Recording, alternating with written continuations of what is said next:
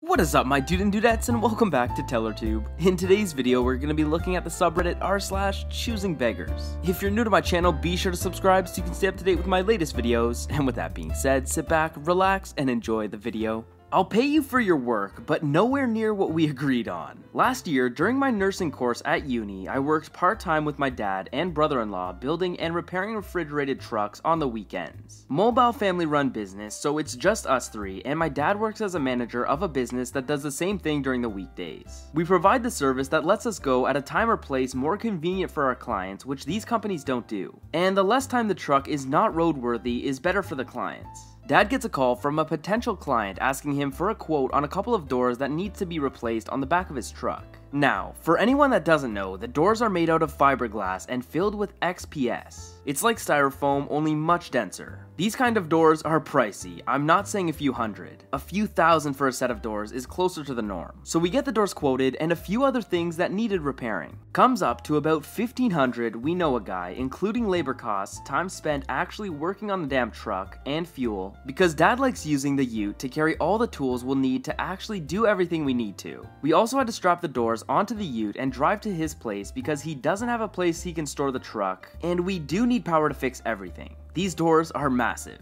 Think one of those massive shipping container doors, only not made of metal. Now, $1,500 is actually a very reasonable price for what this guy is asking, because if he went to a company that specializes in this kind of thing, like the one that my dad works at, he'd be paying upwards of about $7,000 to $8,000 just for the doors alone, and he wouldn't have his truck for at least a month. When Dad quoted the price to him, he said it was the best price he could offer, as it really was the lowest he could go before working at a loss. The guy agreed on the price and set up a date, time, and place for us to work. We rock up when he says to and get to work. Doors get replaced, some of the floors get welded down because when you drive a forklift over metal, it tends to warp a little, forcing parts of the floor down and other parts to stick up. Hammer those down and weld them so they don't lift up again. Also, some superficial damage on the outside of the truck, but that wasn't such a big deal. Fill it with some gap filler, let it dry, and paint over it. Basically, we get the truck back to a good condition after a few hours, and then Dad asks the guy about payment. I should note that the guy planned on giving us cash because it was easier for him. We also take a few cash-in-hand jobs for clients that we probably won't get multiple jobs from. Also, I'm Indian, so cash is usually what works. I'm actually Australian, born Fiji Indian, so I'm not being racist when I specify that he's Indian. Just trying to say that we get why he pays in cash. The moment Dad asks about being paid, the guy clamps up. Tells us he doesn't have the amount and asks us to do it cheaper. Now, I did specify that we already heavily discounted the price for this guy. What we're asking for is quite literally our bottom line.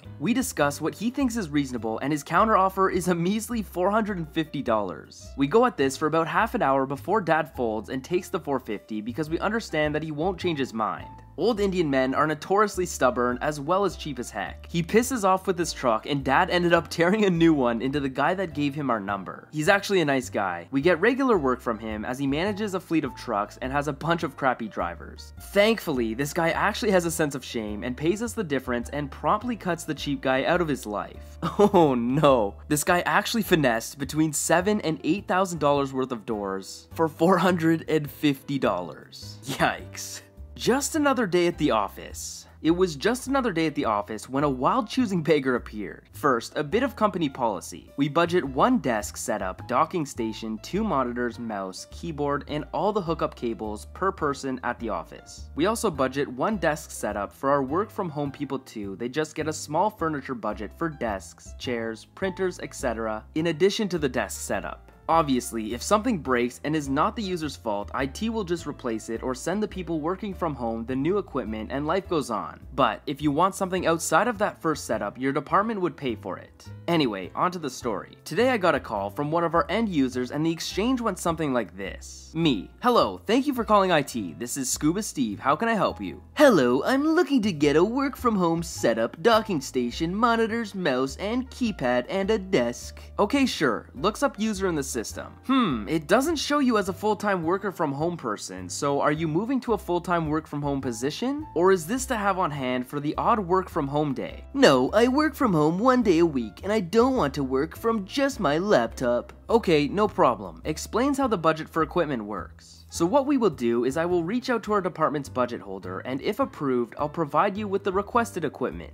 At this point, the lady goes quiet. It sounds like she's muted her phone. Me.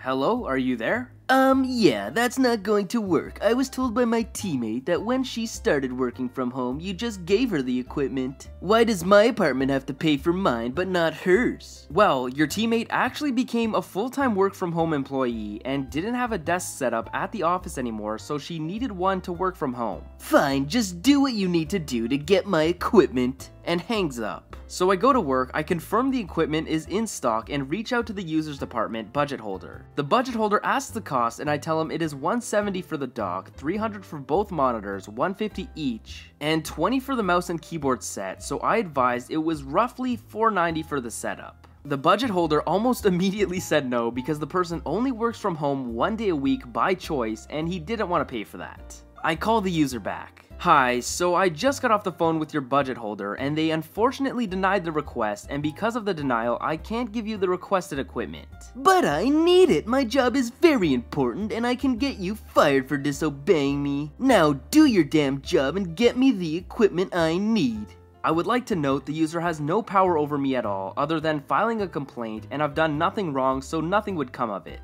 I'm sorry, but my hands are tied and I can't just give new equipment away for free. Well, do you have any old equipment that you were throwing away that I could just have for free then? Well, I have 2 older 17-inch Dell monitors. They aren't great, but if you need screens, those are all I could give you without approval. Yeah, those won't work. I can't use anything but the 22-inch monitors we have here. Isn't there something you can do? I'm sorry, but like I said, without your department's budget holder's okay, I can't give you anything else without the cost approval. Fine, just be a jerk then. I'm telling your boss you're refusing to help me and that you want me to use screens that will damage my eyes. Me getting annoyed now. You are more than welcome to call my boss. They are sitting 2 desks over and will listen to the recording of this call and hear I have tried to help you. Looks over and boss is trying so hard not to laugh. You asked if we had old equipment that was getting thrown out that you could just have, and this is what we have. Fine, tell them I'll be calling them and expect a call from HR jerk. And she hangs up. Me to my boss. Hey boss, you're gonna get a call about how I'm a jerk, and I guess HR is going to be calling me too. Boss. Yeah, I heard her screeching through the phone. Tell you what, go get a coffee and I'll have this dealt with before you get back. Me goes to get coffee, walks back in, and boss is laughing uncontrollably. Everything okay, boss? Boss. She called with the HR connected to the call, forgot HR was listening, and said, everyone in IT is just lazy boogers who couldn't get a real job at this company. HR emailed her manager and she was fired before we even finished the call.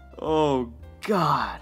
Karen wanted a work from home station so bad that she was willing to get fired for it. Holy moly. Fun selling a car. My brother just reminded me of this as he is trying to sell his car. Years ago, I was selling my old beater car. I put an ad in the local paper, and in the ad I said my price was firm, cash only, and whoever handed me the $675 first gets the car. This one guy called to come by Saturday morning, and another guy was going to come by after his shift Sunday afternoon. I'll call them Saturday guy and Sunday guy. Saturday came and went, and Saturday guy never called and never showed up. He did call me Sunday morning to apologize that he missed his appointment and that he was still interested in the car. I told him that someone was scheduled to come by Sunday evening to look at the car, so if he was interested, he'd have to come before then. Saturday guy offered to come by at noon, so I said okay. Saturday guy comes by, tests the car, and says he wants to buy it, but says he doesn't have the money right then. I told him again, well, you have until Sunday guy shows up at 5 p.m. today to give me the money if you want the car. He said he'd call me. Unsurprisingly, he never called. Later that day, Sunday guy shows up with his son, hands me an envelope with $675 in cash in it. Test drives the car. Yes, he handed me the money before he test drove it. We filled out the paperwork and his son drove away happily in the new car an hour later. Party time. I bought beers for me and my roommates and we got sloshed. The following day, Monday morning, Saturday guy calls. Before I could tell him the car was sold already because I was hungover LOL, he tells me he has the money but he's not going to pay $675 for the car. He's only going to pay $500 because it's an old car and it's going to cost too much money to register it. Then he quickly says that he's doing me a favor by taking such an old car off your hands for $500 and said he'd be over in an hour or two to pick up the car, and he hung up. I quickly called him right back and blurted out to him, you can't buy the car, Sunday guy bought it already. He then said very slowly and angrily, you are going to buy the car back from that other guy and sell the car to me instead. I asked him if he was serious and he said, yes, you are going to get the car back and sell it to me. I flatly told him the car had been sold and I hung up on him. Thankfully, I never heard from him again. Chief, his goal was to sell the car and he did. He's not gonna buy it back just to sell it to you for less than he sold it for. Donkey. Anyways, I hope you guys enjoyed today's video. If you did, smash that like button as it would really help me out. Subscribe to my channel so you can stay up to date with my latest videos, and I will see you guys in the next video. Peace.